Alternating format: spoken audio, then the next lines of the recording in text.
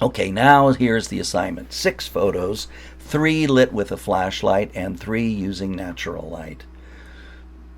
So I just did these. They took me about 45 minutes or an hour. Just stuff that was around the house. Some plastic eggs that my wife has on display in this nest. And so I'm doing f11 at ISO 1600. It's 125th of a second. And I'm using the number 4 close-up filter with my lens at 55 millimeters.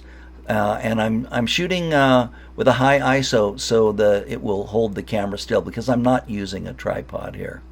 And composition is very important. Don't just run around and take these shots willy-nilly. You want to think about the composition and make it work for you. We've had some lessons about composition. Now it's time to put it to work. This is a little tiny little teapot. It's 1.5 inches tall. It's old. It's 90 years old. It was made in Romania, and the thing is just really tiny.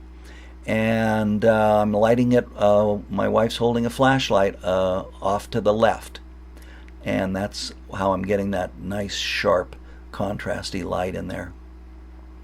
I'm shooting these with window light. They're fish oil capsules, and I'm using a number 10 filter.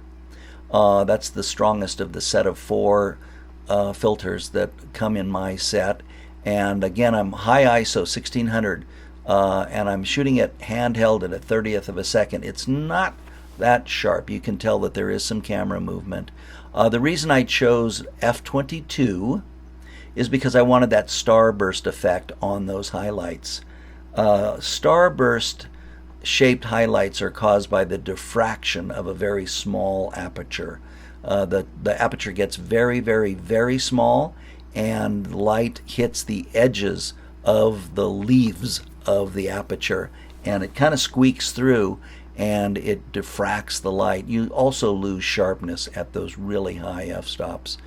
So it's only recommended to get that effect, and you can buy a star filter if you want. Here's a number 4 filter. I cropped this shot quite a bit, and this is sunlight. It's just a blueberry that I got wet and put on some spinach leaves. There's some rope. I've unraveled the end of a piece of rope. This is shot outdoors, and it's a 1,000th of a second, so it's real sharp. I'm not having any camera movement. f11, but I'm so close to the subject that the background is pretty fuzzy, and with a number 4 filter. This is shot also with a number 4 filter, just the edges of a frond, and it was 800th of a second. So that's it for the macro module.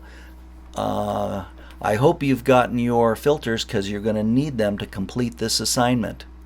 Good luck.